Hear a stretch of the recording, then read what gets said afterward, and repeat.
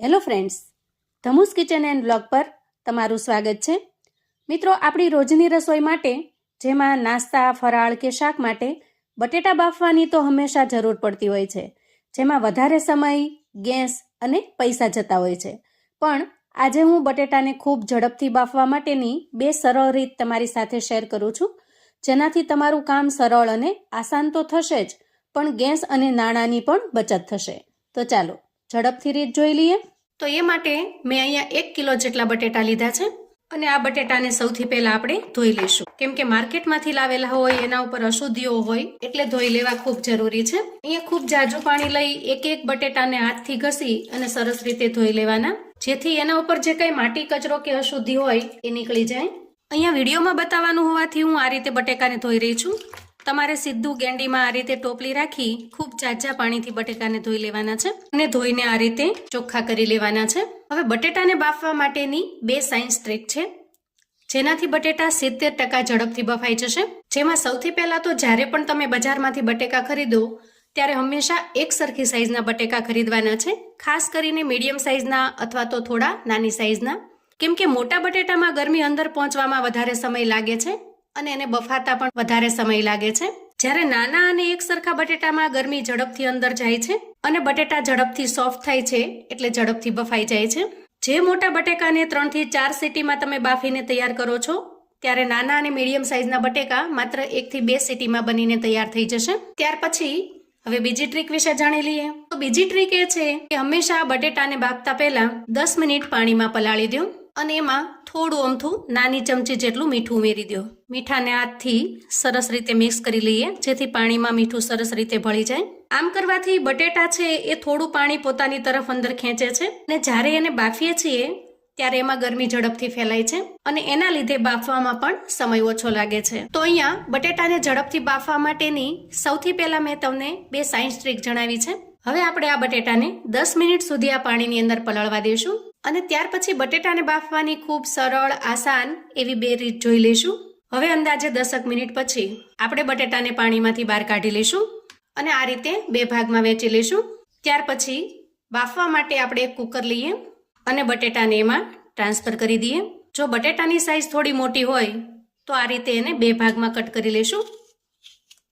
જુઓ, અહીંયા બટેટા મીડિયમ સાઈઝના જ છે, પણ તમને બતાવવા માટે મેં કટ કર્યું છે. હવે આપણે કુકરની અંદર પાણી ઉમેરીશું. તો જુઓ, ખાસ અહીંયા પાણી કેટલું ઉમેરવાનું એ પણ તમારે ધ્યાનથી જોવાનું છે. અહીંયા અડધું બટેટું ડૂબે એટલું જ આપણે પાણી ઉમેરવાનું છે. વધારે પડતું પાણી ઉમેરીશું તો બટેટા એકદમ ચીપચીપા અને પાણીવાળા થઈ જશે અને વધારે ઓવરકુક પણ થઈ જશે. ત્યાર પછી 5 ચમચી જેટલું આપણે મીઠું ઉમેરી દઈએ. અહીંયા તમે કેટલા પ્રમાણમાં બટેટા બાફો છો એ પ્રમાણમાં તમારે મીઠું ઉમેરવાનું છે. ત્યાર પછી ઉમેરીશું એક સિક્રેટ વસ્તુ. જુઓ, અહીંયા મેં ચમચીની અંદર ખાવાનો જે મીઠો સોડા આવે એ લીધો છે અને આ મીઠો સોડા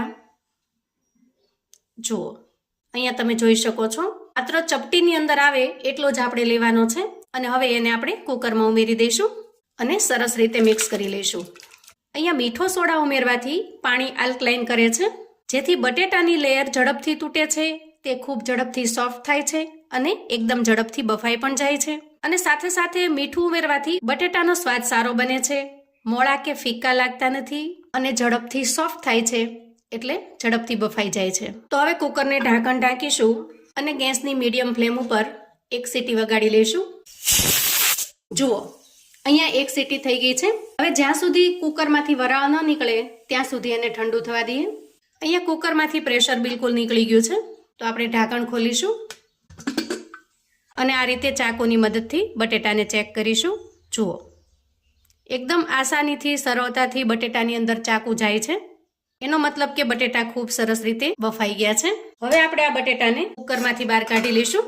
અહીંયા કુકરમાં પ્રેશર ભરાઈને 1 સીટી થતાં અંદાજે 2 થી 2.5 મિનિટ જેટલો સમય થયો છે, એટલે કે 2 થી 2.5 મિનિટમાં બટેટા ખૂબ સરસ રીતે બફાઈને તૈયાર થયા છે. તો ચાલો હવે બટેટા બાફવાની બીજી ટ્રીક પણ જોઈ લઈએ. તો એના માટે ફરી આપણે કુકર લઈશું અને કુકરના તળિયે આ રીતે કોઈ કાંઠો અથવા તો જાળીને સેટ કરીશું. ત્યાર પછી અંદાજે 1 થી 1.5 ગ્લાસ જેટલું પાણી ઉમેરીશું અને હવે આ રીતે કાણાવાળી કોઈ પ્લેટ કે ડીશ હોય એને સેટ કરીશું. હવે જે બટેકાને આપણે અલગ કરીને રાખેલા છે એ બટેકા લઈએ, એને આ રીતે 4 ભાગમાં વહેંચી લઈએ અહીંયા બટેકું જો ક્યાંય તમને થોડું કાળું અથવા તો ખરાબ થયેલું લાગે તો આ રીતે ચાકુની મદદથી એને દૂર કરી લઈએ. બટેટાને બાફવાની આ રીત સૌથી સરળ અને સૌથી બેસ્ટ છે. હવે બટેકાને આ રીતે સમાર્યા પછી આપણે એને જાળી ઉપર સેટ કરી દઈએ. આ ટ્રીકમાં બટેટા પાણીમાં તરતા નથી, વળી કુકર પણ ઉભરાતું નથી.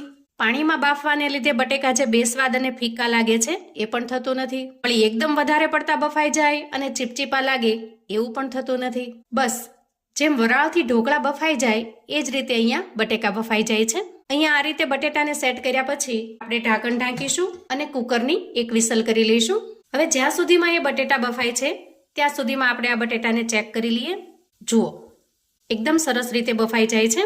અહીંયા તમને ટુકડો નહીં પણ એક આખું બટેટું લઈને પણ બતાવું. જુઓ થોડું ગરમ છે. અહીંયા તમે જોઈ શકો છો બટેટા એકદમ સરસ પરફેક્ટ બફાઈ ગયા છે. જુઓ અહીંયા ચાકુની મદદથી પણ કટ કરીને બતાવું છું. ખરેખર એકદમ પરફેક્ટ બફાઈને તૈયાર થશે. અહીંયા તમને મોટા ભાગના બધા જ બટેકા મેં તોડીને બતાવ્યા છે. જુઓ હાથથી મેશ કરતાં ખૂબ સરળતાથી મેશ પણ થઈ જશે. તો આ રીતે અહીંયા પહેલી ટ્રીકથી ખૂબ સરસ રીતે બટેટા બફાઈને તૈયાર થયા છે એ તમે જોઈ શકો છો. અહીંયા કુકરની એક વિસલ થઈ ગઈ છે. ગેસની ફ્લેમને આપણે બંધ કરીશું અને કુકરમાંથી પ્રેશર નીકળે ત્યાં સુધી ઠંડુ થવા દઈશું. કુકરમાંથી પ્રેશર નીકળી ગયું છે તો કુકર ખોલી બટેટાને ચેક કરીશું. એકદમ પરફેક્ટ રીત છે બટેટા બાફવા માટેની.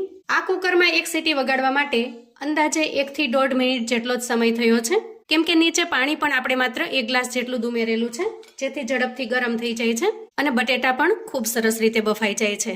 હવે આપણે તૈયાર થયેલા બટેટાને આ રીતે બહાર કાઢી લઈએ, એક પ્લેટમાં લઈ લઈએ. એકદમ પરફેક્ટ રીતે બટેટા બફાઈ ગયા છે, કેમ કે ટુકડા કર્યા હોવાથી એના અંદર ગરમી ખૂબ ઝડપથી પહોંચે છે અને સરળતાથી બફાઈ પણ જાય છે. વળી બાફવા માટે આપણે અહીંયા પાણીનો ઉપયોગ ન કર્યો હોવાથી એકદમ ચીપચીપા કે ચીકણા થતા નથી. આ રીતે એકદમ સરસ ફરસા રહે છે. જેથી આ બટેટામાંથી જો તમારે મીઠાઈ બનાવવી હોય અથવા તો આલુ પરોઠા બનાવવા હોય, પાણી ન હોવાથી એનું મિશ્રણ પણ ખૂબ સરસ બનીને તૈયાર થશે.